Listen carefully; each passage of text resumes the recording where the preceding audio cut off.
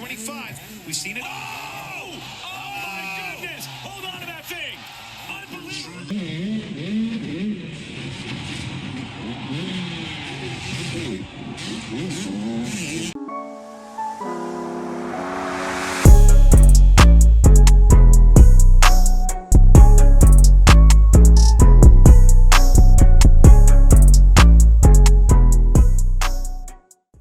Hello, Albert here. This is a little breakdown of my 2019 Redbull Straight Rhythm mishap when I did the Travis Pastrana tribute. I get asked all the time to this day what was going through my head when that moment was happening and how I reacted as quickly as I did. So I'm gonna go through the tape here and break it down to the best of my ability. I remember that night very vividly in my head. It's one of the craziest, scariest moments of my life. It actually ended up being a great night, and me almost killing myself was the best thing that could have happened in the situation. Pastrana was super excited about it, and he thought it was the best thing I could have done doing a Travis Pastrana 199 tribute. So it all went well, I suppose. If you guys are looking for motocross training, make sure you head over to themotoacademy.com. We have the World Tour in 2022 where I'll be traveling all over the world doing classes. So make sure you check all of those out. If you don't have a location near you, you can train with me online at themotoacademy.com as well. It's $22.50 a month, and you guys have access to myself and Jet Lawrence. You could send riding footage for us to analyze. You can watch over 100 hours of tutorial videos, and in my mind, it is the best way, even more so than a class, to learn the technique and then to practice it on a consistent basis from week to week with Jet and myself inside of the app. If you guys want to win a brand new bike, you can also head over to themotoacademy.com. Every dollar you spend on classes, training online, or on the brand new merch that we have earns you an entry towards the new bike. So you spend $30 on this new Moto Academy shirt, that's 30 entries to a bike. Sign up for a class, that's 250 entries for the bike. We have this new drop here, and then we have the two-stroke Stank Dog drop, and the proceeds to that help go to fund Stank Dog season, which is pretty awesome, I think. All right, here we go. This is gonna be kind of a reaction to this as well, because I haven't seen this clip in its entirety in a couple years, and I have not watched what my editor put together today. So I'm gonna be kind of going along with you guys as we roll here. All right, so this was all full custom gear. That was Travis's chest protector that he wore in 2001. Custom painted helmet. That was custom painted plastics on a KTM 125 because we knew a KTM 150, because we knew a 125 Suzuki wouldn't be competitive, and this was such a high-speed track. I needed a competitive bike to actually even qualify for the night show that you see here. So 89, I think that was Joey Crown. He messes up that jump. I had no idea that he was behind me at this point. I thought he was still side by side with me, which is why I pushed through this Dragons. And ultimately what happened here is on the 125, the bikes didn't really have enough power to almost hit that scaffolding. Oh my gosh.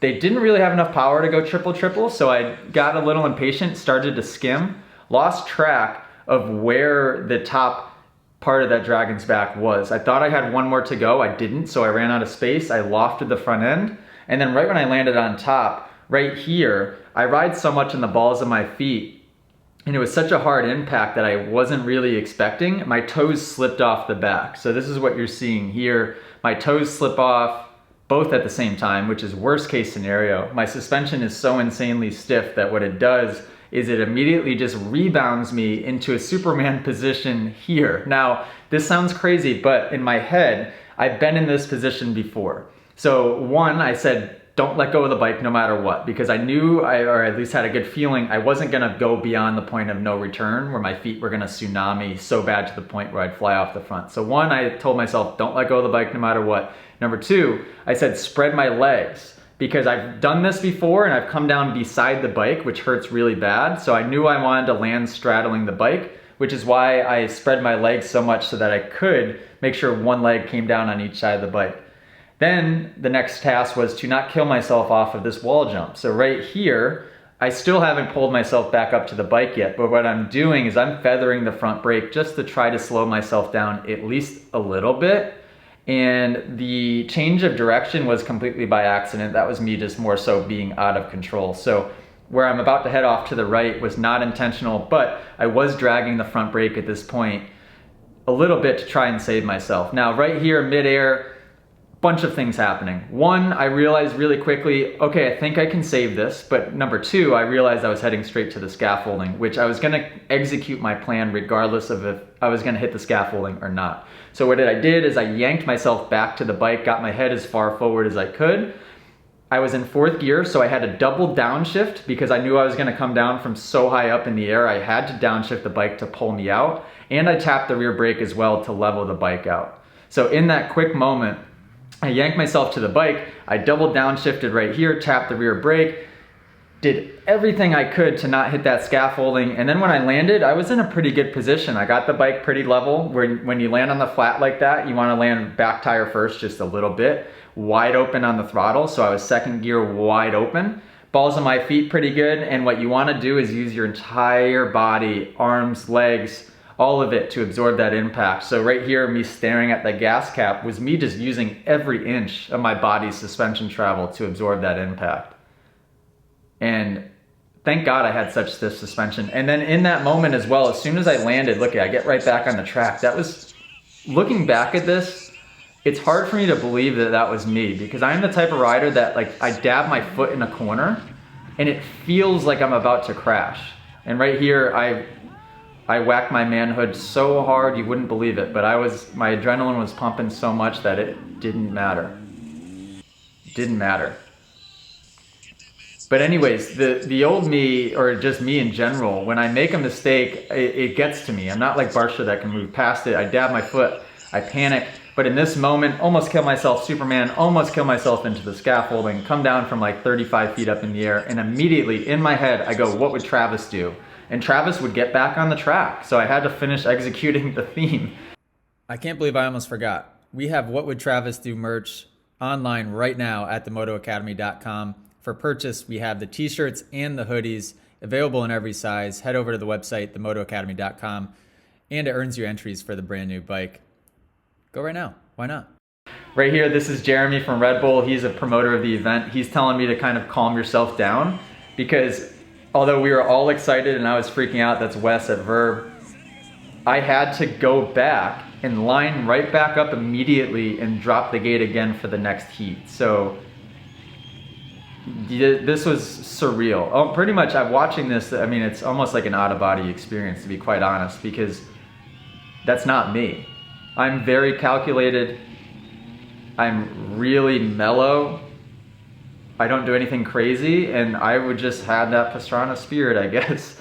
There's all the other guys cheering me on. At this point, the pain starts to set in a little bit. I even went into the porta potty, I think, to check to make sure everything was okay. There's my mechanic, Mackenzie.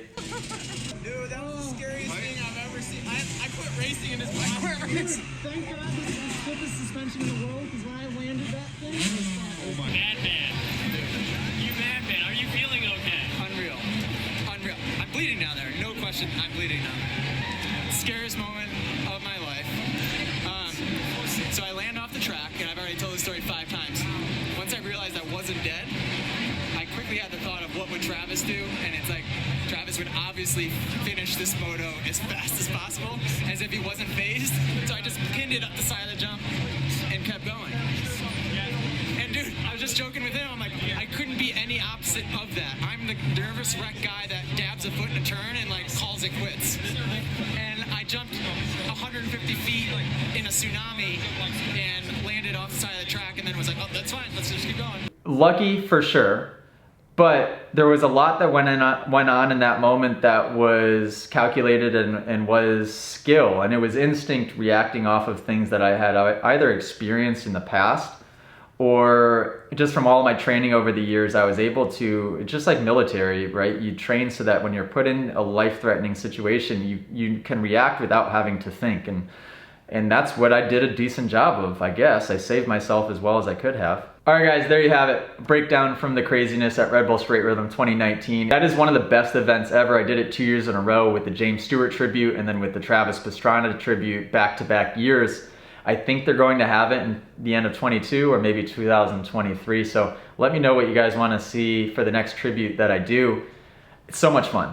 I don't know how the heck I'm ever going to one-up that, but I'll do my best. Let me know what you want to see from video breakdowns and reaction videos moving forward.